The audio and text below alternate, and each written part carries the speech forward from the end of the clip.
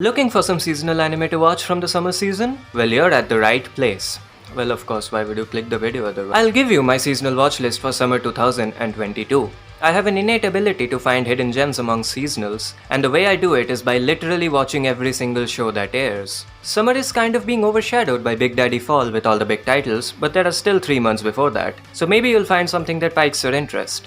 All the shows I mention here are shows that I will be watching. Like and subscribe if you enjoy, and let's get started. That was the quickest intro I have ever done. We're going according to popularity as per live chart. First off, we have Osteology the anime, also known as Really Bad CGI the anime, also known as Overlord, the 4th season of it in fact. I'm not that fond of Overlord, I just tend to watch any new seasonal shows that I am caught up to because I have deep-seated mental issues. Also, I'm interested to see how Madhouse Productions will look. Their recent works have been very solid. Season 3 looked terrible, so I'm hoping for some redemption. Next up, we have the 2nd season of Devil is a Part-Timer. Along with No Game No Life and Classroom of the Elite, this is one of the shows subject to the No Season 2 meme. Surprisingly enough, 2 of those 3 shows are getting a sequel this very season. A studio change, with Studio 3 Hertz taking over, the studio behind Flip Flappers and Healer Girl. Good for them, I enjoy the show, it's quite a fun watch.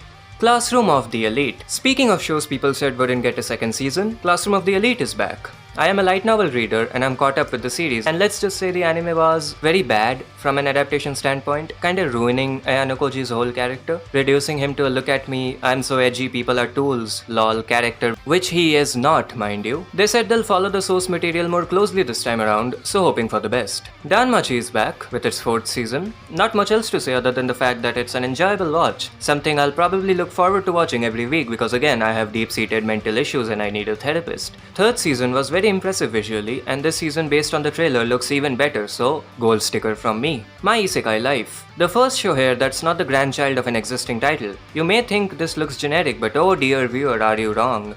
You see, the title is only 3 words. An isekai light novel with a 3-word title. Is the world ending? Is this Judgment Day? How is the name not the actual synopsis?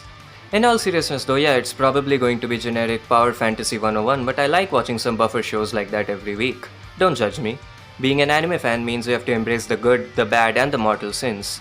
Speaking of mortal sins, Rent a Girlfriend Season 2.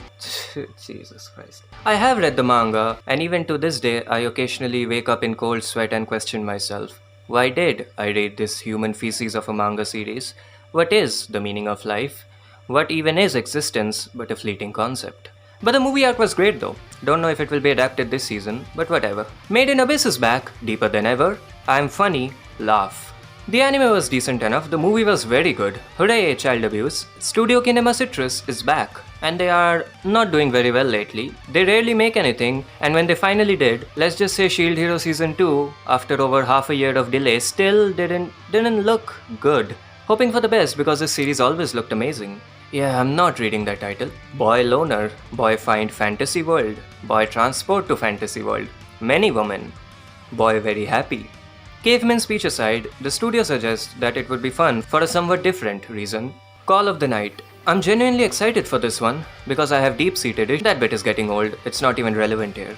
I have read 20 or so chapters of the manga and it's genuinely very creative and aesthetically strong. The anime seems to have captured that feel very well, and I'm confident about this, especially because of the director Tomoyuki Itamura. He directed stuff like the Monogatari series, March Comes In Like a Lion, Madoka, Vanitas, and more. Also, Monogatari is a vampire anime, and Vanitas is a vampire anime, and Call of the Night is a vampire anime. Guys, I think this guy likes vampires. Vermeil in Gold, and a whole Wikipedia article after that. Let's see. Ecchi, fantasy, school, shonen. Yeah, I think that about sums it up. My therapist says I must maintain human content. My stepmother's daughter is my ex. Oh, come on. This is just domestic girlfriend, but instead of daughters, it's daughter. But I do unironically like Domekano, so I vowed never to judge shows like this by the cover. Or more accurately, the title, thank you very much. When will Ayumu make his move? Let's see, comedy, romance, school, shonen, slice of life. Yeah, by the 7th season for sure. Black Summoner.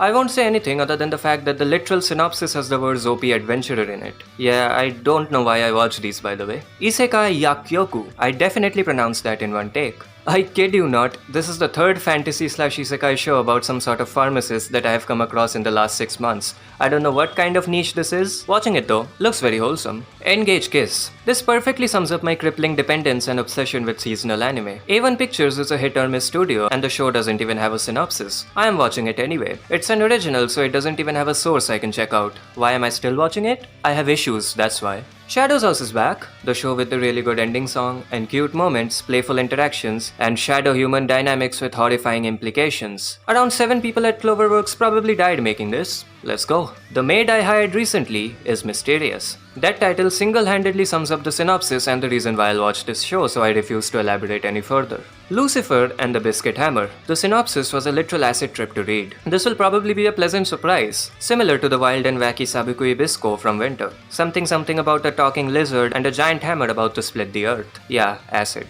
Orient is back. I didn't like the first part, I didn't like the visuals. I'll watch it anyway because I have issues, you know the deal by now. Let's move on. Finally, we have The Yakuza's Guide to Babysitting. Pretty obvious how this show will go. Will probably be wholesome cute fun, and who doesn't like wholesome cute fun? So that was about it. Rapidly declining emotional stability aside, I think this may end up being a solid season. Did you find any shows you'd like to watch from this video? Comment down below. Like and subscribe, and until next time.